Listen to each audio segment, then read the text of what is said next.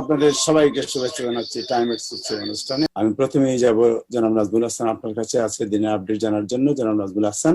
অক্টোবরের 1 তারিখ থেকে নিউ ইয়র্ক সিটিতে প্রায় 20,000 মানুষকে লে অফ করতে হবে। খুবই দুঃখজনক সিদ্ধান্ত হবে সেটি, কিন্তু মেয়র বলেছেন যে তার কাছে কোনো উপায় থাকবে না যদি কোনো স্টিমুলাসের মাধ্যমে কোনো অর্থ পাঠাল থেকে স্টেট তাদেরকে সেই ধার করার অনুমতি না দেন, যেটি স্টেট 9/11-এর সময় প্রায় 20 বছর আগে দিয়েছিল তৎকালীন প্রশাসনকে, এবং সেই প্রশাসন সেই ধার করা অর্থ ব্যবহার করে সেটা পরিশোধ করে দিয়েছিল।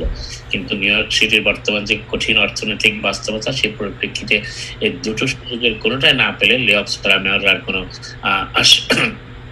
কিছু করার থাকবে না। তবে মেয়র আজকে আরেকটি কথা বলেছেন যে পুলিশের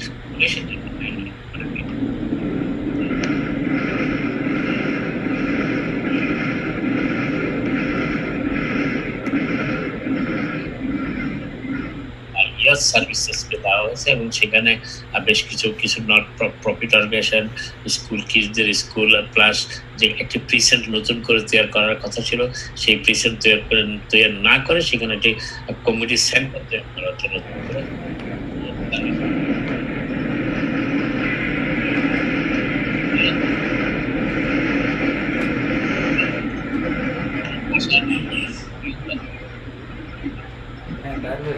ঢোকার জন্য চেষ্টা করতেছে, শব্দ হচ্ছে। ওই যে আবু জাফর এর পরের খবরটা আছে আবু জাফর সামথিং কেজিনো, উনি ডিস্টার্ব করতেছে বেশি, ওনার সাউন্ডে প্রবলেম করতেছে। তাহের হ্যাঁ মিউট করা হয়েছে, ওকে সাউন্ড শুনতে পাচ্ছি বেশ। যাই হোক, আমি খবরে চলে আসি। সেটি হচ্ছে যে আজকে গভর্নর কুমো যে আরো 8টি স্টেটকে ইম্পোজ করেছেন যে যাদের যেখান থেকে যে স্টেটের বাসিন্দারা নিউ ইয়র্কে আসবেন তাদেরকে বাধ্যতামূলকভাবে কোয়ারেন্টাইনে থাকতে হবে। সেই স্টেটগুলি হচ্ছে California, Georgia, Idaho, Iowa, Louisiana, Mississippi, Nevada, Tennessee, Alabama, Arizona, Florida, North Carolina, Texas. এই স্টেটগুলো থেকে তারা নিউ ইয়র্কে আসবেন, তাদেরকে বাধ্যতামূলকভাবে কোয়ারেন্টাইনে থাকতে হবে এবং সেটি আগামীকাল থেকে কার্যকর করা হচ্ছে। এরপরে আমরা আজকে যে আরেকটি তথ্য পাওয়া গেছে সেটি হচ্ছে যে গত 2 সপ্তাহে নিউ ইয়র্ক আর যুক্তরাষ্ট্রের সর্বত্র করোনা ভাইরাসের যে সংক্রমণ ঘটেছে সেটি 2 সপ্তাহে প্রায় 80% বেড়েছে, 80% বেড়েছে, এবং এটি খুবই উদ্বেগজনক একটি তথ্য। এর পাশাপাশি যদিও নিউ ইয়র্ক স্টেট এবং নিউ ইয়র্ক সিটির অবস্থা অনেকটা ভালো পূর্বেকার তুলনায়, কিন্তু গভর্নর এবং আবু জাফর মাহমুদ উনাকে বারবার মিউট করতেছে, উনি বারবার বন্ধ করে আবার ঢুকতেছে, বিশেষ করে মাস্ক ব্যবহার এবং স্যানিটাইজার ব্যবহার, কিংবা এখনো বন্ধ করে আবার ঢুকছে, আবার ঘন ধুলে আরো ভালো। মাস্ক অবশ্যই এবং সোশ্যাল ডিস্টেন্সিং 6 ফুট দূরত্ব মেনটেন করা, যেখানে সম্ভব হয় না সেখানে অবশ্যই মাস্ক ব্যবহার করার উপর গুরুত্ব আরোপ করেছেন মেয়র। কিন্তু আজকে এই মাস্ক ব্যবহারের উপরে যুক্তরাষ্ট্রে বেশ আলোচনা হচ্ছে। রিপাবলিকান এবং ডেমোক্র্যাট উভয় দলের নেতৃত্বই এই মাস্ক ব্যবহারের উপর খুবই গুরুত্ব আরোপ করছেন এবং তারা বলছেন যে মাস্কের মাধ্যমেই এই করোনা ভাইরাসকে সংক্রমণ করা আমাদের একমাত্র উপায় এই মুহূর্তে, আনটিল যতক্ষণ পর্যন্ত না কোনো ভ্যাকসিন পাওয়া যাবে না। এবং আরেকটি খবর হচ্ছে আজকে সিনেট হেলথ কমিটির শুনানিতে অংশ নিয়েছেন ডক্টর অ্যান্থনি ফাউচি, এবং তিনি বেশ কিছু উদ্বেগজনক কথা বলেছেন। তার ভিতরে একটি হচ্ছে যে যদি করোনা ভাইরাসকে নিয়ন্ত্রণ না করা যায়, সেটি সোশ্যাল ডিস্টেন্সিং এর মাধ্যমে হোক আর করোনা ভাইরাসের মাধ্যমে ভ্যাকসিনের মাধ্যমে হোক, তাহলে মৃতের সংখ্যা আরো 1 লাখে গিয়ে ঠেকতে পারে। নতুনভাবে 1 lakh new cases per day, দৈনিক 1 লক্ষ কেস নতুন ভাবে আসতে পারে যদি এই সোশ্যাল ডিস্টেন্সিং এবং মাস্ক ব্যবহার না করা যায়। সেটি বলেছেন অ্যান্থনি ফাউচি সিনেট কমিটির হিয়ারিং এ আজকে। এবং তাকে প্রশ্ন করা হয়েছিল যে ওভারঅল ডেথ কাউন্ট কিরকম হতে পারে, কি পরিমাণ মানুষ মারা যেতে পারে আরো, সে ব্যাপারে তিনি বলছেন যে তার এই বিষয়ে তিনি কোনো ধারণা দিতে পারছেন না। সবকিছুই নির্ভর করছে যে পরিস্থিতি কিভাবে আমরা মোকাবিলা করি। এবং এখনো পর্যন্ত যে খবরগুলো আমরা পাচ্ছি সেগুলি খুব ডিস্টার্বিং, এই শব্দটি ব্যবহার করেছেন, উদ্বেগজনক আমি যেটা বলবো। এবং এই মাস্ক ব্যবহারটার উপরে খুবই গুরুত্ব আরোপ করেছেন। বিশেষ করে প্রেসিডেন্ট ট্রাম্প মাস্ক ব্যবহার করছেন না, এটি একটি বেশ আলোচনার বিষয় হয়ে দাঁড়িয়েছে। যদিও তার প্রেস সেক্রেটারি আজকে বলেছেন যে প্রেসিডেন্ট এত বেশি টেস্টেড হয়েছেন যে মাস্ক ব্যবহারটা তার কাছে এতটা গুরুত্বপূর্ণ নয়, কিন্তু রিপাবলিকান নেতৃত্ব বলছে প্রেসিডেন্টের মাস্ক ব্যবহার করা উচিত। ভাইস প্রেসিডেন্ট নিজেও মাস্ক ব্যবহার করতে শুরু করেছেন, কিন্তু প্রেসিডেন্ট মাঝে মাঝে মাস্ক ব্যবহার করেছেন বলে ভাইস প্রেসিডেন্ট উল্লেখ করেছেন, কিন্তু খুব বেশি জনসম্পর্কে তিনি সেটা করেননি।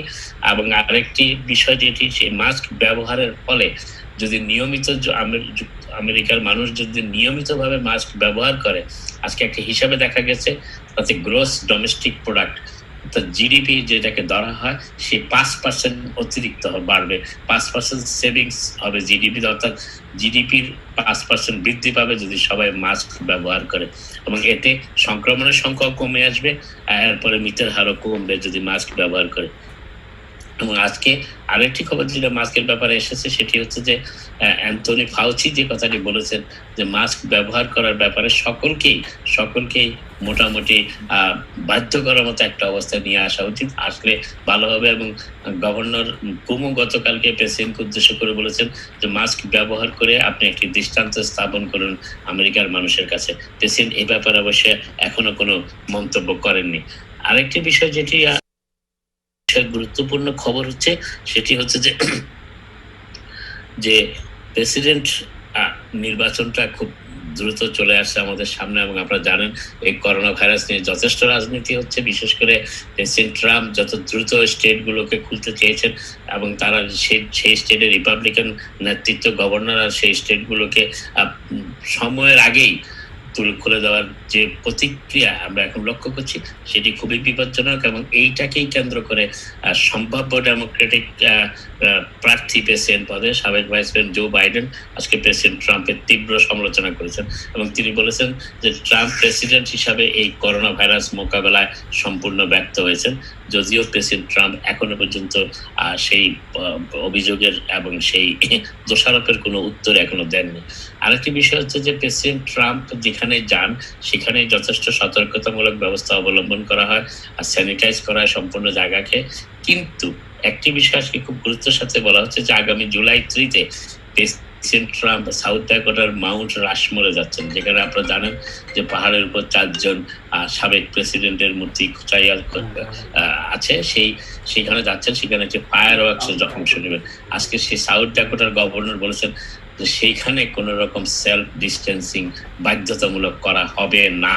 তো অতএব দেখা যাচ্ছে যে প্রেসিডেন্ট ট্রাম্প নিজেও এই সেলফ ডিস্টেন্সিং, সোশ্যাল ডিস্টেন্সিং যেটাকে বলা হয় এবং মাস্ক ব্যবহার উপরে তেমন গুরুত্ব দিচ্ছে না, যদিও তিনি বারবারই বলার চেষ্টা করছেন এটা দমন করা সহজ, এটা সহজেই চলে যাবে, কিন্তু তা হচ্ছে না।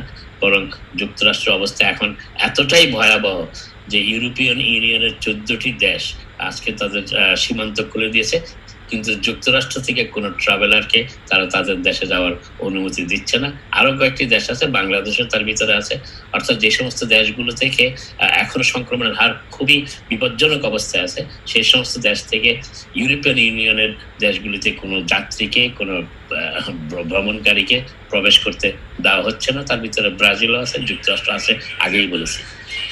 আর যেটা কথা বলেছেন যে আজকে হেলথ অ্যান্ড হিউম্যান সার্ভিসের যে সেক্রেটারি মিস্টার অ্যালেক্স আজার যাকে বলা হয়, যিনি অ্যালেক্স আজার নামে পরিচিত, আর তিনি আজকে একটি কথা বলেছেন যে যদিও প্রেসিডেন্ট ট্রাম্পের ক্যাবিনেটের সদস্য তিনি আজকে বলেছেন যে আমেরিকানদের উচিত এখন এই করোনা ভাইরাস মোকাবেলায় 3টি নিয়ম মেনে চলা। তার মধ্যে একটি হচ্ছে সোশ্যাল ডিস্টেন্সিং, আরেকটি হচ্ছে আপনার মাস্ক ব্যবহার করা এবং আরেকটি হচ্ছে যে প্রপার হাইজিন, অর্থাৎ নিজেদের স্বাস্থ্যের ব্যাপারে যেটাকে আমরা প্রপার হাইজিন বলতে এখন একটা বিষয় গুরুত্বের সাথে দেখা হয় সেটি হচ্ছে হাত ধোয়ার ব্যাপারটি অব্যাহত করা।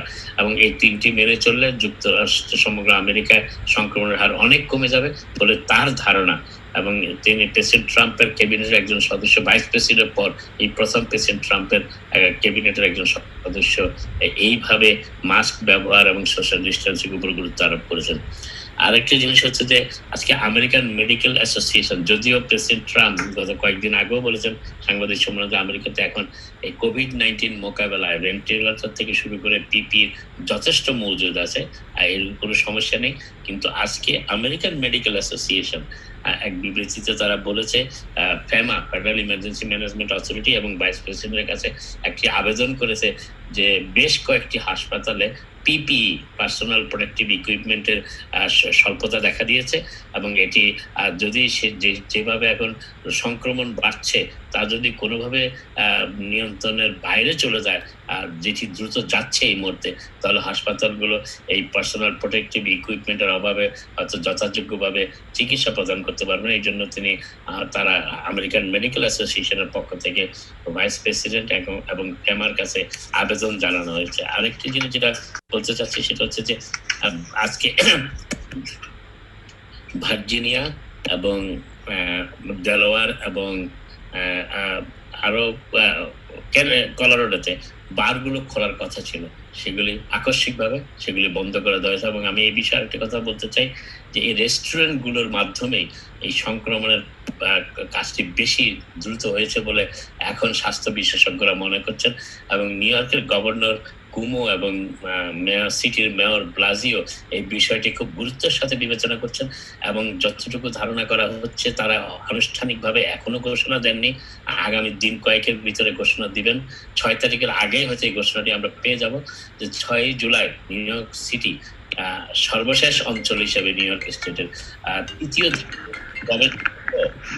রেস্টুরেন্টের যে সিলেকশন সিটিং এর ব্যাপারে আমরা এখন ধরে নিয়েছিলাম, যেটা তৃতীয় ধাপে উল্লেখ করা আছে 50% ক্যাপাসিটি, 50 ভাগ ধারণ ক্ষমতা, সেটি হয়তো আরো কঠিন করা হবে, 50 ভাগ হয়তো দেওয়া হবে না। কিন্তু যেটা এখন দেওয়া হচ্ছে সেটি হচ্ছে বাইরে বসার ব্যবস্থা, সেটি থাকবে, সেটি ব্যবহার করে অনেকেই বেশ ভালো ব্যবসা করছেন, আবার অনেকে তারা সেইভাবে তাদের কাস্টমারদেরকে সেখানে টানতে পারছেন না, এটাও তারা অভিযোগ করেছেন। তবে কেউ কেউ ভালো ব্যবসা করছেন, এটাও তারা বলেছেন। এই বিষয়ের উপরে মেয়র এবং গভর্নর গুরুত্ব দিতে চাচ্ছেন। রেস্টুরেন্টের ইনসাইড সিটিং এর ব্যাপারটি 6 জুলাইয়ের পরে আমরা যেটা আশা করছিলাম 50%, সেটি হয়তো সাময়িকভাবে বিলম্বিত করা হবে।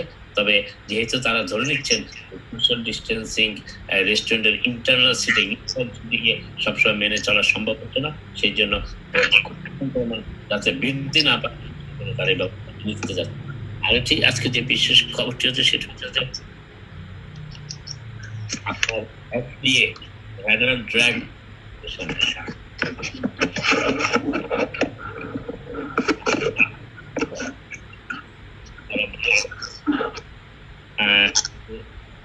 তারা বলেছেন যে ভ্যাকসিনটি আসছে সেই ভ্যাকসিনটিকে চূড়ান্ত অনুমোদন দিতে হলে এটি ভ্যাকসিনটি অ্যাটলিস্ট কমপক্ষে 50% কার্যকর হতে হবে এবং সেটি যাতে রেগুলেটরি অ্যাপ্রুভাল পাওয়ার আগে সেটিকে অ্যাটলিস্ট 50 ভাগ কার্যকর হতে হবে প্রমাণ সাপেক্ষ। এবং যে কথাটি ডক্টর ফাউচিও গতকাল বলেছেন যে তিনি মনে করছেন যে ভ্যাকসিনটি আমরা পাই না কেন, তার ধারণা মতে, ডক্টর ফাউচির ধারণা মতে এগুলি 70 to 75% কার্যকর হবে, 25% ক্ষেত্রে কার্যকর নাও হতে পারে, এইটা বলা হচ্ছে। এবং আরেকটা জিনিস হচ্ছে যে আজকে খবর যেটি খুব উদ্বেগজনক, সেই খবরটি হচ্ছে যে চীনে আরেকটি সোয়াইন ফ্লুর সংক্রমণের খবর আজকে পাওয়া যাচ্ছে এবং এটিও এই করোনা ভাইরাসের মতো ছড়িয়ে পড়তে পারে বলে এখন অনেকে আশঙ্কা করছে। কিন্তু সেটি চীনে সেই সোয়াইন ফ্লুর ব্যাপারটি ধরা পড়েছে আজকেই সেই রিপোর্টটি আসলে বেরিয়েছে। একটু কথা বলি যে আপনারা অনেকে হয়তো জানেন যে পার্সোনাল পিপিই লোন যেটাকে বলা হয়, যে পেরোল প্রোটেকশন পিপিই যে লোনটি ছিল সেটি আজকে শেষ হয়ে যাচ্ছে। আজকে মধ্যরাতের আগেই সেটির আবেদন করার সময়টি শেষ হয়ে যাচ্ছে এবং প্রায় 138 বিলিয়নের মতো হয়তোবা উদ্বৃত্ত থেকে যাচ্ছে। এই অর্থ কিভাবে আমেরিকার স্মল বিজনেসের ক্ষেত্রে ব্যয় করা যায় এটা নিয়ে 2জন সিনেটর কাজ করছেন। এবং আরেকটি কথা বলে রাখি যে স্টিমুলার চেকের ব্যাপার, আরেকটি স্টিমুলার চেক পাওয়া যাওয়ার ব্যাপারটি এখন অনেকটা কাছাকাছি চলে এসেছে সিদ্ধান্তের, তবে জুলাই মাসের মাঝামাঝি এই ব্যাপারে কোনো সিদ্ধান্ত আশা করা যাচ্ছে না। তখন হয়তো সিনেটের অধিবেশন শুরু হলে আর রিপাবলিকান সিনেট এবং ডেমোক্রেটিক হাউস নেতৃত্বের সাথে একটি বৈঠকে কনফারেন্স কল যেটাকে বলা হয়, দুটো প্রস্তাব পাশ হওয়ার পর সেই দুটো প্রস্তাবের ভিতরে সমন্বয়ের মাধ্যমে চূড়ান্ত বিলটি তৈরি করার যে বিষয়টি আসে তখন সেটি হয়তো নির্ধারিত হবে। তবে অ্যামাউন্ট এবং কখন হবে সেটি এই মুহূর্তে বলা সম্ভব হচ্ছে না। আরেকটি বিষয় হচ্ছে যে নিউ ইয়র্ক সিটিতে বেশ কিছু বিশেষ করে নিউ ইয়র্ক স্টেটের স্মল বিজনেসকে হেল্প করার জন্য একাধিক প্রতিষ্ঠান লোন দেওয়ার ব্যবস্থা করেছে। তা এর কিছুটা সরকারি আনুকূল্যে আছে লোন, কিছুটা ব্যক্তিগত উদ্যোগ আছে। বিশেষ করে স্মল ল্যান্ডলর্ডদের সুবিধার জন্য সেই লোনগুলি দেওয়া হচ্ছে। সেগুলো গুগল সাইটে গেলে আপনারা পাবেন, লোন ফর ল্যান্ডলর্ডস নামে সার্চ করলেই হবে নিউ ইয়র্ক স্টেট, সেটা দেওয়া হচ্ছে এবং আবেদন প্রক্রিয়াও যথেষ্ট সহজ বলে আমি শুনেছি। আর শেষ করার আগে যে কথাটি বলতে চাই সেটি হচ্ছে, আবারও বলি যে করোনা ভাইরাসের সংক্রমণ ঠেকাতে আমাদের একমাত্র প্রতিষেধক মেডিসিন এই মুহূর্তে যেটাকেই আমরা বলি না কেন, একটা হচ্ছে ইমিউন সিস্টেম বাড়ানো। আমি ডাক্তার জিয়াউদ্দিন ভাইকে দেখতে পাচ্ছি, উনি হয়তো আরো বিশেষ বলতে পারবেন। সেটা হচ্ছে একটা হচ্ছে ইমিউন সিস্টেম বাড়ানো, একটা হচ্ছে নিজেকে এবং আপনার আশেপাশে যারা থাকেন তাদেরকে সতর্ক বা তাদের রক্ষা করার জন্য মাস্ক ব্যবহার করা এবং সম্ভব হলে সোশ্যাল ডিস্টেন্সিং ব্যবহার করা। কিন্তু সোশ্যাল ডিস্টেন্সিং মেনটেন করা সম্ভব না হলে, বিশেষ করে পাবলিক ট্রান্সপোর্টে, তাহলে অবশ্যই মাস্ক ব্যবহার করা উচিত। পরবর্তীতে আবার কথা হবে। আপনারা সবাই ভালো থাকুন।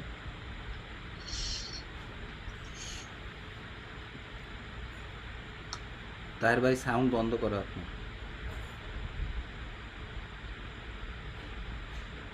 তাহের, জনাব শাহাদাত হোসেন, জনাব নাজমুল হাসান, আপনাকে ধন্যবাদ জানাচ্ছি আপনার সুন্দর উপস্থাপনার জন্য। দর্শক, আমি প্রথমে দুঃখ প্রকাশ করছি যে আজকে সাউন্ডের জন্য কিছুটা কমপ্লেন করেছেন। আমার মনে হয় আমি একটা কথা নিউজটা দিতে ভুলে গেছিলাম, এটা একটু বলে যা আমাদের কমিটিতে কিছু বিষয়ে এখন মামলার ব্যাপার।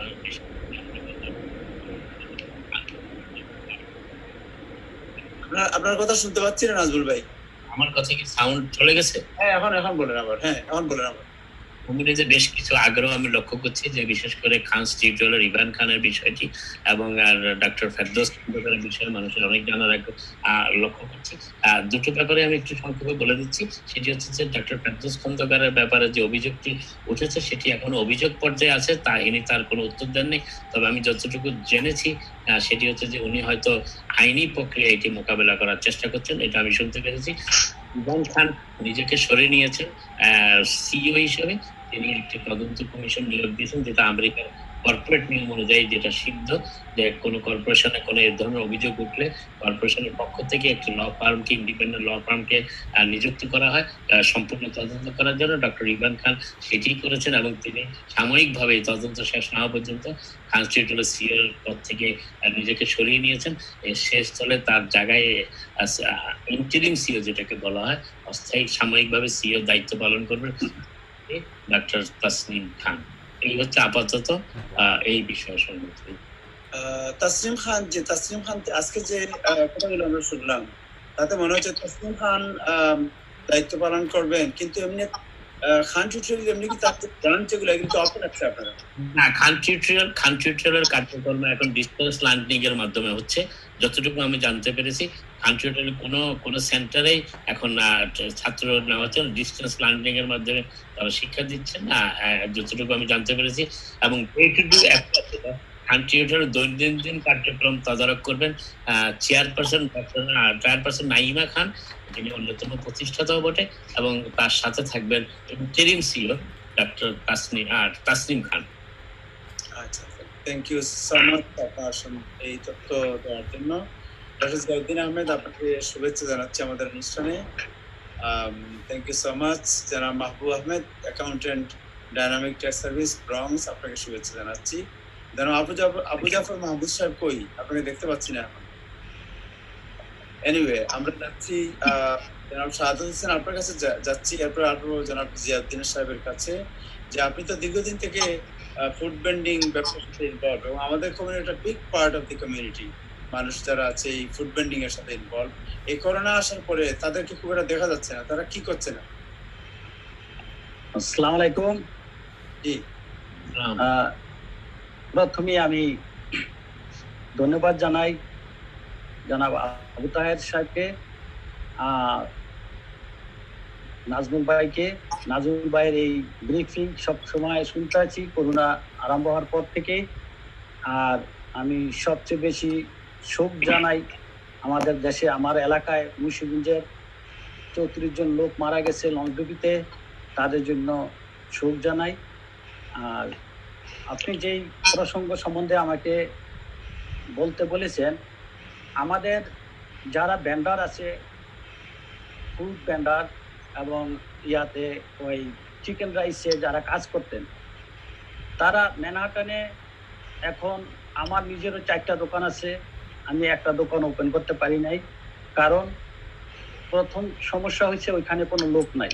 যেই 2-1টা দোকান ওপেন করছেন, ওই দোকানগুলি ঠিক মতন চলতেছে না এবং তারা লস খাচ্ছে। যদি নিজের কাজ নিজে করছে, মোটামুটি চালিয়ে যাচ্ছে। আর করোনার সময় তারা অনেকে সাফার করছে, তারা অনেক কষ্টে আসছিল। তারপরে প্রত্যেকটা লোকই এখন আনএমপ্লয়মেন্ট পাচ্ছে। আনএমপ্লয়মেন্ট পাওয়ার পর তারা এখন ভালো আছে। আনএমপ্লয়মেন্ট সব যত ভেন্ডার আছে সবাই আনএমপ্লয়মেন্ট পাচ্ছে, কেউ মনে হয় বাদ যায় নাই। আনএমপ্লয়মেন্ট পেয়ে তারা মোটামুটি চলতে আছে। এখন কাজ করার জন্য কোনো লোক পাচ্ছি না, কারণ প্যান্ডামিকের টাকা পাচ্ছে, আনএমপ্লয়মেন্ট পাচ্ছে, সেজন্য অনেকে কাজ করে না। আর আমাদের যে ভেন্ডারের লোকগুলা যারা বাইরে ফ্রুট বিক্রি করে, তারা কিন্তু কাছাকাছি থাকতে হয়, ব্যাগটা এগিয়ে দিতে হয়, তারা কিন্তু সোশ্যাল ডিস্টেন্স মেনটেন করা যায় না। এই জন্য হয়তো অনেকে ভয়ে কাজ করছে না। আর আমাদের অনেক গাড়ি, হাজার হাজার ভেন্ডার এখন ভেন্ডারের গাড়ি গ্যারাজে পড়ে আছে, 4 মাস 5 মাস হচ্ছে, কেউ হয়তো তাদের ওই রেন্ট দিতে পারছে না এবং সমস্যার মধ্যে আছে। প্যান্ডামিক চলে গেলে কি হবে, সে বিরাট একটা সমস্যা পড়বে আমাদের এই যে যারা ভেন্ডারে কাজ করে, তারা একটা বিরাট সমস্যা পড়বে। কারণ ওই সময় তারা লোন পাবে না, এখন এইরকম পাবে না, আনএমপ্লয়মেন্ট পাবে না। তাই তার এখন যারা আছে, আমি মনে করি যে এসবিএ লোন, নাজমুল ভাই বললেন যে পিপিপি লোন আজকে শেষ। এসবিএ লোনটা 5,000 থেকে অনেকে 35, 40, 50,000 টাকা পায়। যারা ভেন্ডার, যারা এমপ্লয়ার, তারাও পায়। তাদের কিন্তু অনেকে মনে করে তার পারমিট লাগবে, লাইসেন্স লাগবে, ওটা লাগবে না, শুধু ভেন্ডার লাইসেন্স হইলেই এসবিএ লোনটা তারা পাচ্ছে। 5,000 থেকে 35,000, 50,000 এরকমও পাইতেছে, অনেকে পাচ্ছে। এবং জ্যাকসন হাইডে অনেকে এটা নিয়ে কাজ করতেছে, অ্যাপ্লাই করে দেয়। যেমন এর মধ্যে আছেন তারেক হাসান খান, সে অনেকের হেল্প করতেছে। আরো অনেকে আছে এই ভেন্ডারদেরকে হেল্প করতেছে ওই এসবিএ লোনটা পাওয়ার জন্য। বাংলাদেশি ভেন্ডারের সংখ্যা কত আপনার? বাংলাদেশের ভেন্ডার সংখ্যা বলতে না, মনে করেন প্রায় 40,000-এর উপরে হবে, বেশি হবে। বাংলাদেশ ভেন্ডার নিউ ইয়র্ক সিটিতে কাজ করে প্রায় 40,000-এর উপরে আপনি বলতেছেন? হ্যাঁ, লাইসেন্স আছে আরো বেশি। অনেকে ইউরো কাপ চালায়, গ্রিন কাপ চালায়, কিন্তু তার ভেন্ডারের লাইসেন্সটা কিন্তু আছে। এটাও একটা হ্যাগ লাইসেন্সের মতন। আপনি যদি ইউরো কাপে লাইসেন্স ব্রোক হয়ে যায়, সে কিন্তু আবার ভেন্ডারের কাজটা করতে পারতেছে। এটা কিন্তু একটা গুড পয়েন্ট। সবারই উচিত ভেন্ডার লাইসেন্সটা অন্তত পক্ষে করে রাখা উচিত। অনেক সময় সিটির থেকে যে দেয়, পারমিট দেয়, ওই পারমিটগুলা কিন্তু শুধু 25 টাকা 10 টাকা খরচ যায়, যেটা সিজনাল, আর আরেকটা খরচ যায় 60 টাকা। কিন্তু ওই পারমিটটা বিক্রি করতে আছে 16,000, মিনিমাম 15,000, 16,000 একটা পারমিট বিক্রি করতে আছে, কিন্তু ওইটা লটারির মাধ্যমে ওটা দেওয়া হয়। তাই আমি মনে করি যত ভেন্ডার আছে, যত বাংলাদেশি লোক আছে, সবাই একটা লাইসেন্স বানায় রাখা উচিত। এটা যে কোনো সময় যে কোনো কাজে লাগতে পারে। এটা একটা লাইক হ্যাগ লাইসেন্স, এটাতে কিছু। থ্যাংক ইউ জনাব শাহাদাত হোসেন। আপনাকে জনাব মাহবুব আহমেদ, আপনি যারা শুনলেন, জনাব নাজমুল আহসান এবং শাহাদাত হোসেন বললেন যে আনএমপ্লয়মেন্ট যেটা এখন অনেকে নিচ্ছেন, এই আনএমপ্লয়মেন্ট জানেন যে এটা তার আনলিমিটেড টাইমের জন্য। জি, আসসালামু আলাইকুম। তাহলে ভাই, আপনি কি আমাকে শুনতে পাচ্ছেন? জি, আমি শুনতে পাচ্ছি। জি আচ্ছা, জি, আসসালামু আলাইকুম। থ্যাংক ইউ ভেরি মাচ আপনাকে আজকে আমাদেরকে সুযোগ দেওয়ার জন্য। নর্মালি আমাদের পক্ষ থেকে, আমাদের কোম্পানির পক্ষ থেকে আব্দুল চৌধুরী উনি সবসময় অ্যাটেন্ড করেন। সো আজকে আসলে আমি আপনাদের সাথে একটু সময় ইয়ে করবো। হ্যাঁ, তাহলে আনএমপ্লয়মেন্টের বিষয়টা আসলে আমাদের এখনকার বলতে পারেন একটা টক অফ দ্য টাউন। আমরা মোটামুটি সবাই আনএমপ্লয়মেন্ট, বেশিরভাগই যারা জব হারিয়েছি বা কোভিড-19 জন্য, বা কেউ ইনফেক্টেড, কেউ affected, what ever it is. So আমরা মোটামুটি অনেকেই আনএমপ্লয়মেন্ট অ্যাপ্লাই করেছি এবং আমরা মোটামুটি পাচ্ছিও। আর প্রায় 2-3 মাস হয়ে গেছে অলরেডি আমরা এটা পাচ্ছি। এখন সবার কাছেই একটা প্রশ্ন ঘুরে ফিরে আসতেছে যে আসলে আনএমপ্লয়মেন্টটা কতদিন আমরা পাইতে থাকবো। এটা হচ্ছে বড় প্রশ্ন। কারণ আমরা জানি যে আসলে ম্যাক্সিমাম 39 উইকস আমরা আনএমপ্লয়মেন্টটা পেয়ে থাকবো। এখন এই 39 উইকসটার ব্যাপারে আমাদের যে বিষয়টা হচ্ছে, এই 39 উইকসের পরবর্তীতে আমরা কি সেটার কোনো এক্সটেনশন বা আবার রিঅ্যাপ্লিকেশনের ব্যাপারে আসলে সেরকম ক্লিয়ার কোনো বক্তব্য বা ক্লিয়ার কোনো ধরনের রেগুলার রুলস রেগুলেশন আমরা পাচ্ছি না এখনো। আপাতত আমরা 39 উইকসটাই ধরছি। হয়তো বা এটা এক্সটেনশন হইতে পারে, অথবা হয়তো সিটি বা স্টেট অন্য কোনো ধরনের একটা বেনিফিট নিয়ে আসতে পারে। বাট এটা আমরা এই মুহূর্তে আমরা এটার এক্সটেনশনের ক্ষেত্রে কিছু দেখছি না।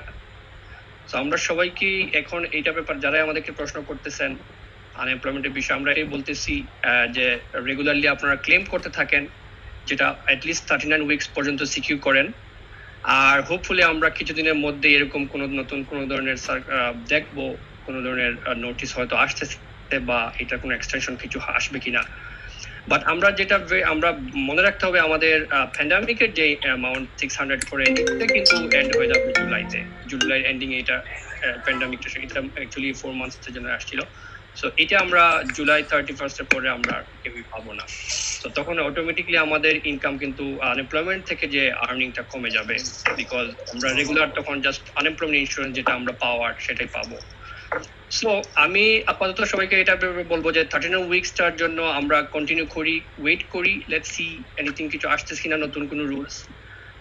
আর বাট আমরা অনেকের ক্ষেত্রে, যেমন রিসেন্টলি আমরা কিছু কল পাচ্ছি এরকম থাকার ভাই, যেটা হচ্ছে অনেকে বলতেছেন যে যখন প্যান্ডামিকটা খুব খুব টপে ছিল আমাদের নিউ ইয়র্ক সিটিতে, বিশেষ করে অনেকেই আমাদের আত্মীয়স্বজন কেউ কেউ হয়তো মারাও গেছেন, কেউ আবার এফেক্টেড হয়েছেন, তারা অনেকেই অ্যাপ্লাই করেন নাই তখন।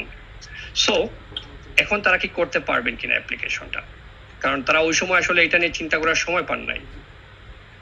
সো আমরা বলতেছি ইয়েস, আপনারা এখন সেটা অবশ্যই অ্যাপ্লাই করেন, আপনারা মিস করবেন না। কারণ আপনারা যখন যে ডেট থেকে আপনি আনএমপ্লয়েড হয়েছেন, আপনারা যদি ডিউলি অ্যাপ্লিকেশনটা সাবমিট করতে পারেন, ক্লেমটা ঠিক মতো করতে পারেন, তাহলে অবশ্যই আপনারা পিছনের যে টাইমগুলো চলে গেছে, ডিপার্টমেন্ট অফ লেবার আপনাদেরকে এটা পে করবে।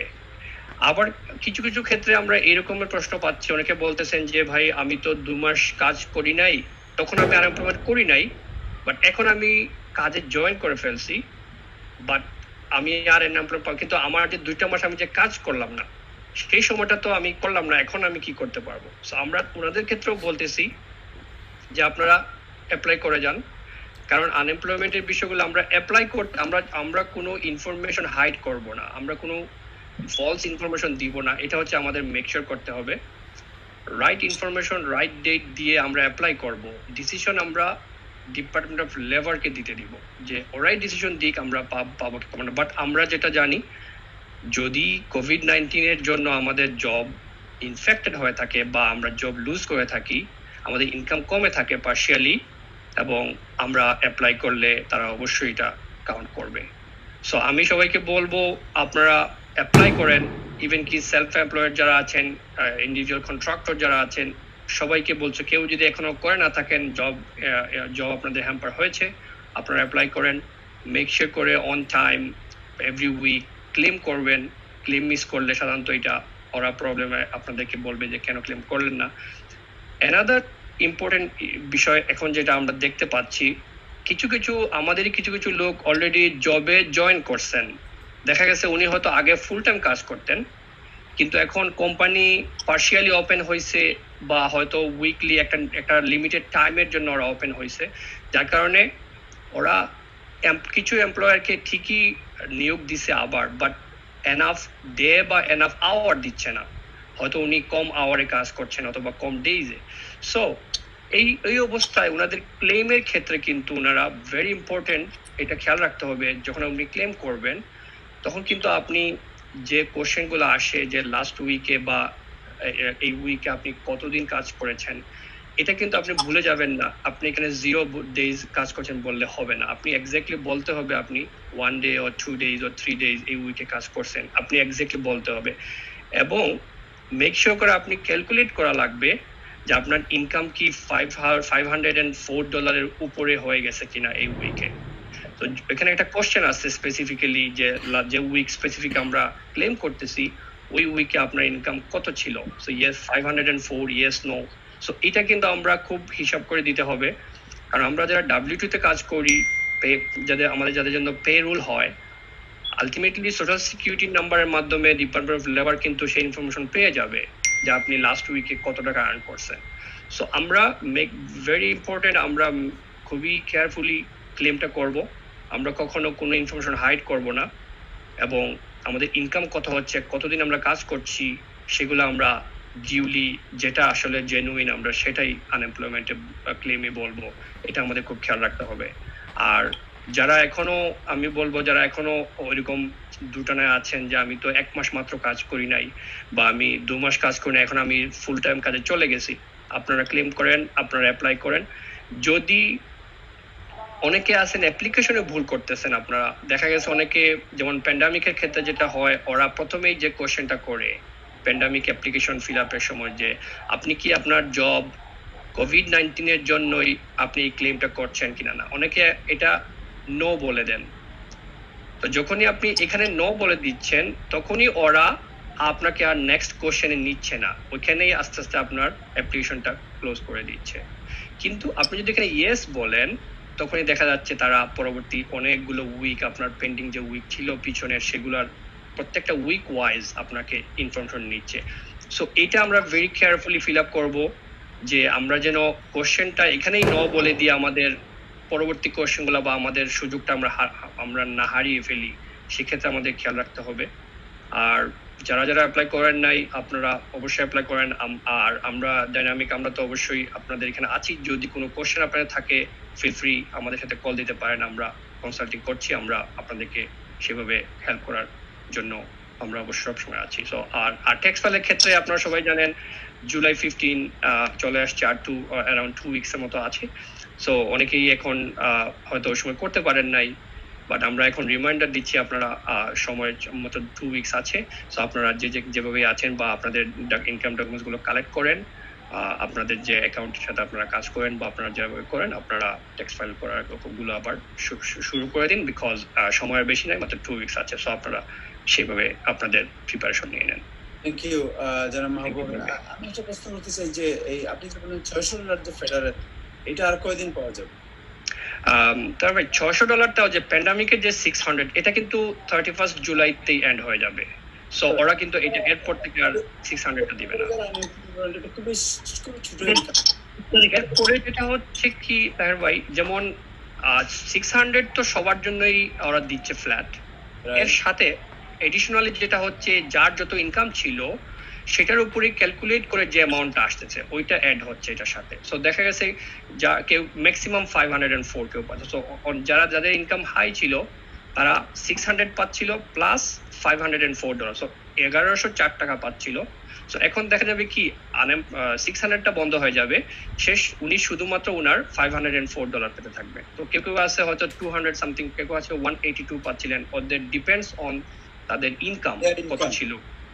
জি, সো উনি শুধু ওই অ্যামাউন্টটাই পেতে থাকবেন 39 উইকস পর্যন্ত। আমাদের কমিউনিটিতে ম্যাক্সিমাম এর ইনকামই হচ্ছে $500-600 পার উইক, রাইট? এর উপরে তো খুব একটা নেই, এর উপরে খুব বেশি নেই, রাইট? সো যারা এই ধরনের ইনকাম, তাদের হয়তো আসবে কত, $500 যার ইনকাম উইকলি, তার কত $500 যদি উনার net yearly income, weekly income থাকে, তো উনি হয়তো ধরেন এটার একটা অ্যারাউন্ড 250 to 300 এর মতো এরকম একটা অ্যামাউন্টে আসলে কাছাকাছি যাবেন। এক্স্যাক্টলি আমি এখন হিসাবটা বলতে পারতেছি না। এইটা কতদিন কন্টিনিউ, এই যে আনএমপ্লয়মেন্ট যেটা ওই উনি ইয়েস $600 হচ্ছে, এটা হচ্ছে 4 months, April May June July, এই 4 মাস।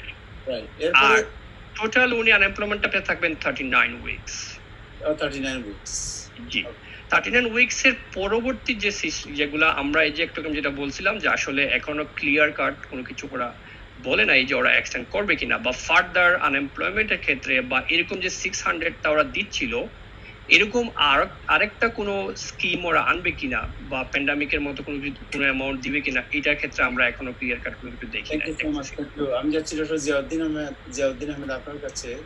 আমরা জানতে চাই প্রথমে যে what is the latest corona ভাইরাসের কোনো ঔষধ আছে কিনা, এটার অবস্থা কি, এটা সেকেন্ড সার্জের কোনো আশঙ্কা আছে কিনা, এই বিষয়গুলো জানার জন্য। Thank you. টাইম টেলিভিশনের যে আমি শুনছিলাম এতক্ষণ, এত ইম্পর্টেন্ট খবরগুলো সবার জন্য দরকার ছিল যে আমার আগে যে দুজন বক্তা বললেন, এটা আমার মনে হয় সো ভ্যালুয়েবল সার্ভিস। করোনা ভাইরাসের খবর আমরা মোটামুটি সবাই জানি, এভরিডে পেপারে আসছে, কোনো নতুন খবর ওইভাবে নাই। আমরা জানি যে আমেরিকাতে এটা এখনো কমছে না, অনেক স্টেটে বাড়ছে, এবং Anthony Fauci is worried, vaccine A worried, যেটা অলরেডি নাজমুল বলেছেন। তো আমরা আশা করি কিছু একটা হবে। নিউ ইয়র্কে বা যেরকম নিউ জার্সিতে বা ফিলাডেলফিয়াতে, পেনসিলভেনিয়াতে বাড়ছে, কিন্তু আমি ফিলাডেলফিয়া থাকি, ওইখানে মোটামুটি বাড়ছে না। তো আমরা এখনো শিখছি এটা নিয়ে, এবং যেগুলো ট্রিটমেন্ট হয়েছে, যেমন ইউকেতে যেটা স্টেরয়েড ডেক্সামেথাসোনের ব্যাপার, যেগুলো ওইগুলো ডাক্তার হিসেবে আমরা কেয়ারফুলি ইভ্যালুয়েট করছি, কারণ এগুলো ঠিক এখনো ম্যাজিক বুলেট বলতে আমরা যেটা বুঝি ওটা পাই নাই। তো এটা আমরা বুঝছি যে early treatment is very important. Early আসে, অনেক সময় আর্লি যে সার্চ হয়, অ্যান্টিভাইরাস, যেগুলো যারা দিচ্ছে তারা ভালো হচ্ছে। এবং নিউ ইয়র্কের অনেক ডাক্তাররা যারা করোনা ভাইরাস আগে দেখেছেন, ফাইট করেছেন, তারা এখন বলছেন যে আগে যেরকম রোগী এসেই মারা যেত, এখন আমরা দেখছি যে রোগী আসছেন কিন্তু বাড়ি চলে যাচ্ছেন। তাদের ধারণা এটা দুর্বল হচ্ছে, যে কোনো কারণে হোক, দুর্বল হোক বা তার আগে আসছেন হোক। তো মোটামুটি কিছু জায়গাতে একটু ভালো খবর আছে, এগুলো থেকে আমরা এখন শিখবো আর কি। আপনার তো বাংলাদেশে একটা প্রজেক্ট আপনার কাজ করছেন সিলেটে, যেটা সোশ্যাল আইসোলেশন, আপনাদের একটা প্রজেক্ট আপনার কাজ করছেন, ওই সময় কিছু জানাবেন না কেমন? এটা আসলে হ্যাঁ, এটা নাম দিয়েছে আইসোলেশন সেন্টার, বাট বেসিক্যালি এটাতে ট্রিটমেন্ট হচ্ছে। তো আমরা যেটা করেছি সিলেটে না, সমস্ত বাংলাদেশেই দুইটা জিনিস, একটা মিস্টেক যেটা হয়েছে যে কোভিড হাসপাতাল আর নন কোভিড হাসপাতাল করা হচ্ছে। তো মনে হচ্ছে যারা কোভিড হবে তারা সবাই জানবে আমার কোভিড এসছে, আমি কোভিডে যাবো, এভাবে ঠিক হয় নাই। অনেকে পেশেন্ট কোভিড হিসেবে জানেও না, ওরা হয়তো অনেক হাসপাতালে গিয়েছে। প্রথম ডাক্তার যারাই মারা গেছেন তারা কিন্তু কোভিড পেশেন্ট বলতে ওইভাবে দেখেন নাই, তারা যে পেশেন্ট দেখছেন কোভিড আছে কিন্তু টেস্টিং হয় নাই। তো এটা করার জন্য যেটা হয়েছিল সিলেটে বা সবখানে, যে নন কোভিড হাসপাতাল যারা, তারা কোনো পেশেন্ট নিচ্ছিলেন না, কারণ তাদের মোস্টলি প্রাইভেট হাসপাতাল, তাদের যে লাইভলিহুড ডিপেন্ড করে পেশেন্টের উপরে। একটা কোভিড পেশেন্ট ওখানে গেলে অন্য ভালো মানুষ ওখানে যাচ্ছে না। তো এই জন্য সিলেটে একটা ক্রাইসিস হয়েছিল যে শহীদ শামসুদ্দিন হাসপাতাল একটাই ছিল কোভিড সেন্টার, 100টা বেড। তো অনেক লোক ওখানে ভর্তি হতে পারে নাই, তারা একবার থেকে এক হাসপাতালে গিয়েছেন, রাস্তা মারা গিয়েছেন, এবং দরজা বন্ধ ছিল হাসপাতালগুলো। তো আমি অনেকদিন থেকে কথা বলছিলাম, কিন্তু আমি বোঝার চেষ্টা করছিলাম যে এই হাসপাতালগুলো যেগুলো আছে এগুলো দিয়ে আমরা কিছু করতে পারি কিনা, কিন্তু এটা সময় নিচ্ছিল তারা। তো আমার মনে হলো যে আমি র্যাবের একটা এক্সপিরিয়েন্স থেকে শিখেছিলাম যে র্যাব ওখানে ঢাকাতে কর্নেল তোফায়েল যে অক্সিজেন দিয়ে দিত, প্রথমেই অক্সিজেন দিত কিছু দেখ না দেখ, এবং তার 2000 র্যাবকে সে ট্রিট করেছিল আইসোলেশন একটা সেন্টার বানিয়ে। 2 জন মাত্র সিএমএইচে পাঠানো হলো। তখন আমার একটা এক্সপিরিয়েন্স, আমার একটা আইডিয়া হলো যে এই যে করোনা ভাইরাসের যখন প্রথম সার্চটা যখন হয় আর্লি, তখন আমরা এটাকে বলি হাইপক্সিভ ভেসোকনস্ট্রিকশন। যে হাইপক্সি অক্সিজেন যখন কমে যায় তখন বডির প্রত্যেকটা অর্গানের মধ্যে সার্কুলেশন কমে যায়, তখন যে ড্যামেজটা হয়, ওই সময় যদি আমরা অক্সিজেন দিতে পারি তখন হয়তো আমরা অ্যাটাকটা আটকাতে পারি। এবং যেটা তোফায়েলের যেটা ইন্টারেস্টিং স্টাডি, সেটা হচ্ছে যে তার কাছে মাত্র 30টা মেশিন ছিল অক্সিজেন দেওয়ার, সে কাউকে 1 ঘন্টা, কাউকে হাফ এন আওয়ার, তো ওটা দিয়ে কিন্তু দেখা গেছে ওকে যেটা বললো যে দেওয়ার পরে দেখা গেছে যে ওদের কিন্তু যেটা পালস বেড়েছে ওটা কিন্তু আর কমে নাই পুরো 24 ঘন্টা। তো আমরা যেরকম নর্মাল অক্সিজেন যখন দিই কাউকে কোনো হার্ট ফেলিয়ার পেশেন্ট বা এজমা, আমরা কিন্তু 2 ঘন্টা দিই না, আমরা সমস্ত দিন দিই until the patient get better.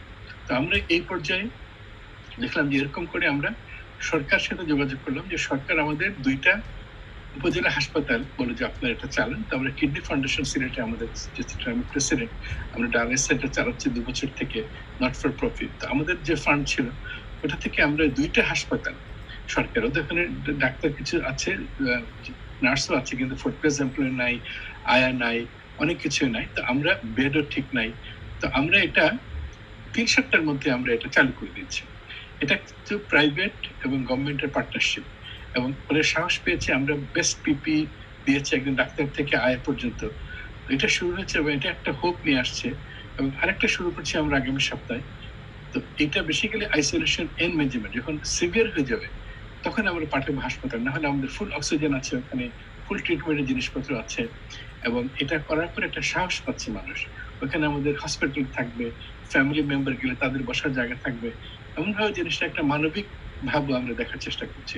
Interesting হচ্ছে যেটা দেখার পরে এখন সিলেটে অ্যাটলিস্ট আরো 8টা উপজেলা আমাদের সাথে যোগাযোগ করেছে, আমরা তাদেরকেও ইকুইপ করে দিচ্ছি তাদের পয়সা দিয়ে।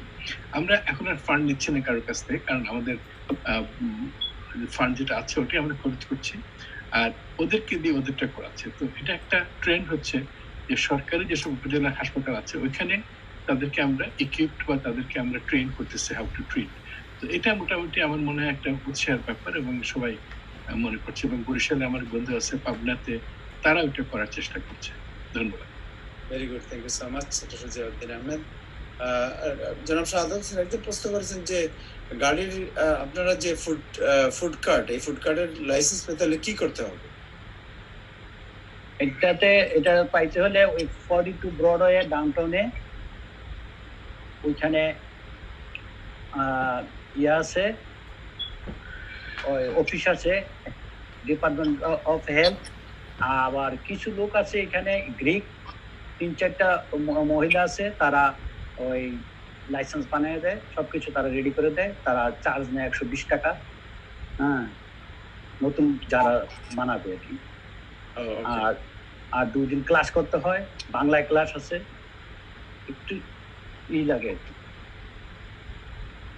কি লাগে, শুধু 60 টাকা লাগবে তার ইয়ের জন্য, ওই লাইসেন্সের ফি, আর 60 টাকা যাবে ইয়ার জন্য, ওই ক্লাসের জন্য। 2 দিন ক্লাস করবে, ওটা হচ্ছে 100 স্ট্রিট আমস্টারডাম এভিনিউতে, ওইখানে ক্লাস ওরাই সবকিছু রেডি করে দেয়। আর যদি সে শুধু ক্লাস করবে, কিচ্ছু করবে না, তাহলে তার 120 টাকা চার্জ দিতে হবে।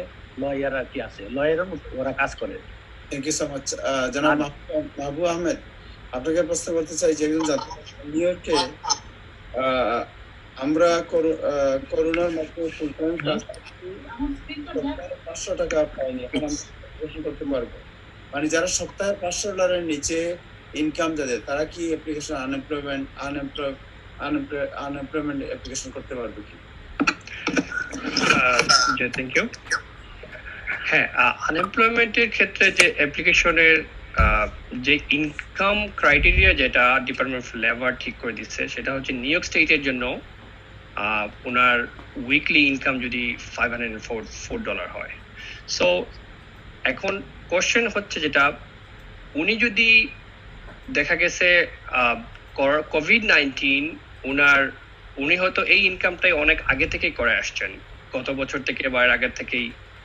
সো এখন COVID-19 যদি উনাকে ইনফেক্টেড বা এফেক্টেড করে এবং উনার ইনকাম রিডিউস হয়ে $504 নিচে চলে আসে, ওনার হতে পারে ওনার 2টা জব, একটা জব ওনার ঠিকই আছে, উনি ইনকাম পাচ্ছেন, আরেকটা জব ওনার বন্ধ হয়ে গেছে, তার মানে ওনার ইনকাম এখন $504 নিচে চলে আসছে, দেন ইয়েস ডেফিনেটলি উনি অ্যাপ্লাই করতে পারবেন। ওকে, আর আরেকটা প্রশ্ন আছে যে একজন বলতে চাচ্ছেন যে I am requesting every single those are watching, একজন বলতে চাচ্ছেন যে উনি অ্যাপ্লাই করেছেন মাত্র গত সপ্তাহে, তো গত সপ্তাহে যদি অ্যাপ্লাই করেন তাহলে উনি কি ফুল বেনিফিট পাবেন কিনা, যে এই পিছনেরটা আর সামনেরটা সহ? Yes, very good question. গত সপ্তাহে যদি উনি অ্যাপ্লাই করেন দ্যাটস ফাইন, বাট এখানে ইম্পর্টেন্ট বিষয় হচ্ছে উনি কবে থেকে আনএমপ্লয়েড হয়েছেন। কারণ উনি যখন অ্যাপ্লাই করেছেন নিশ্চয়ই ওখানে এখানে কোশ্চেন আছে, প্রথম দিকে কোশ্চেনটা আসে যা which day you did your last work. So last job কোন দিনটা উনি কাজ করেছেন উনি ওই দিনটা বসাবেন, এবং পরবর্তী যে কোশ্চেনগুলো আসবে তুমি সেটা ফিল আপ করলেন। সো ওরাই পরবর্তীতে উনার এই এভরি উইকের ক্লেমটা সিস্টেমেটিক, ওদের ওনার যে অনলাইন অ্যাকাউন্ট আছে, ইউজার নেম পাসওয়ার্ড উনি যে অ্যাকাউন্টে ঢুকতে পারেন, ওইখানে উনি যখন সার্টিফাই ক্লেমে যাবেন তখনই ওরা পরবর্তী পিছনের উইকগুলোর হিসাব ওনার কাছ থেকে নিয়ে নেবে এভরি উইক ওয়াইজ। তারা বলবে এই ডে থেকে ওই ডে, এই উইকের মধ্যে আপনি কদিন কাজ করেছেন। এইভাবে এভরি উইক ওরা ওনার কাছ থেকে ক্লেমের মাধ্যমে ইনফরমেশনটা নিয়ে নেবে। এবং যদি দেখা যায় ইয়েস উনি লাস্ট ডে থেকে মেবি 2 মাস আগেই ওনার লাস্ট ডেট ছিল কাজের, উনি অ্যাপ্লাই করতেছেন 2 মাস পরে, ইট ডাজন্ট ম্যাটার।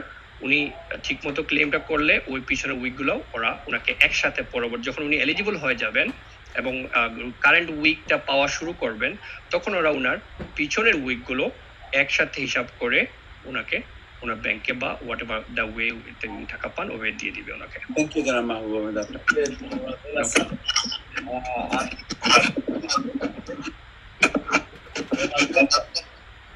আমাদের আর কোনো আপডেট শুনতেছি না কিছু। আমি বলছি আমাদের কোনো আপডেট আছে কিনা লেটেস্ট? না, তেমন কোনো আপডেট নেই। আরেকটা ব্যাপার যেটা আপনার মাহবুব আহমেদ বললেন যে জুলাই মাসের শেষ সপ্তাহ পর্যন্ত, ইনফ্যাক্ট নিউ ইয়র্ক স্টেট বাসীর জন্য জুলাইয়ের 25 তারিখ ওটা শেষ হয়ে যাচ্ছে এডিশনাল $600 জুলাইয়ের 25 তারিখ। জি উইক এন্ডিং হয়ে যাচ্ছে। এরপরে আপনারা কেউ জানেন কিনা, জাস্ট একটা সংক্ষিপ্ত প্রশ্ন করতে চাই। আরেকটা বলে রাখি, সেটা হচ্ছে যেটা হচ্ছে আনএমপ্লয়মেন্টের ব্যাপারটা কিন্তু 39 উইক করে, 39 উইকস এর কথা আনএমপ্লয়মেন্ট। এখন কথা হচ্ছে যে 39 উইকস এর বাইরে যদি কেউ কিছু পাইতে চায় সেটা ডিপেন্ড করে পরবর্তী রেগুলেশনের উপরে। জি থেমে যাচ্ছে জুলাই মাসের 25 তারিখ। জি ওকে, সো একটু করে রাখি, সেটা অনেকের কাজে দিবে। এটা হচ্ছে যে যারা এখনো পর্যন্ত তাদের ট্যাক্স ফাইল করেননি, বিজনেস ট্যাক্স ফাইল করেননি, তারা এডিশনাল শিডিউল সি সাবমিট করে এটি যদি আপনার সেলফ এমপ্লয়মেন্ট হিসাবে আরো একজনকে ইনক্রিজ করতে চান তাহলে এডিশনাল শিডিউল সি সাবমিট করলে পরবর্তীতে সেই employee self employed unemployment claim করতে পারবে। ওকে, থ্যাংক ইউ সো মাচ। জনাব ডক্টর জিয়াউদ্দিন আহমেদ, আপনার কি কোনো রিমার্ক আছে? আর শেষ রিমার্ক? আমি থ্যাংক ইউ তাহের। আমি আজকে বলতে চাচ্ছিলাম যে সিলেটের যে কথাটা বললাম এটার মধ্যে প্রবাসীদের প্রচুর প্রেরণা আছে। যেমন আমরা নিউ ইয়র্ক থেকে আমাদের একটা বড় ডনার আমাদের করেছেন ইন্ডিভিজুয়ালি। সিলেট সদর থানা স্টেশন তারা 20টা অফিসের সিলিন্ডার ডোনেট করছে। কানাডার থেকে কানাডা জ্বালানি অ্যাসোসিয়েশন, কানাডার যে কিছু অন্য মানুষরা তারাও বেশ কিছু অক্সিজেন ডোনেট করেছে। ইউকে থেকে মহিপুর ভদ্রলোক, সে আমাদের হেল্প করছেন অনেক উপজেলাতে, ডোনেটও করছেন উপজেলাতে অক্সিজেন সিলিন্ডার দেওয়ার জন্য। তো প্রবাস থেকে আমাদের সবার জানা দরকার যে আমরা কিন্তু এই প্রবাসীরা কিন্তু অনেকভাবে বাংলাদেশের এখানে হেল্প করার চেষ্টা করছেন। বেসিক্যালি যে হাসপাতালে ইকুইপ করা, এটা খুব দরকার, মানুষের যাওয়ার জায়গা নাই। তো আমি অ্যাকনোলেজ করতে চাই যে এই অস্ট্রেলিয়া থেকে আমাদের এক বন্ধু, উনি সব পার্সোনাল ফ্রেন্ড আর কি মোস্টলি, আর অর্গানাইজেশন বলতে যেগুলো বললাম, তো এগুলো আমি অ্যাকনোলেজ করতে চাই যেন সবার সহযোগিতা অনুপ্রেরণা আমাদের খুব হেল্প করছে। ধন্যবাদ। দর্শক, আজকে এ পর্যন্তই। আগামীকাল রাত 9টায় আবার আমরা সবাই বলবো, সবাই কথা বলবো। আপনারা সবাই ভালো থাকবেন। খোদা হাফেজ।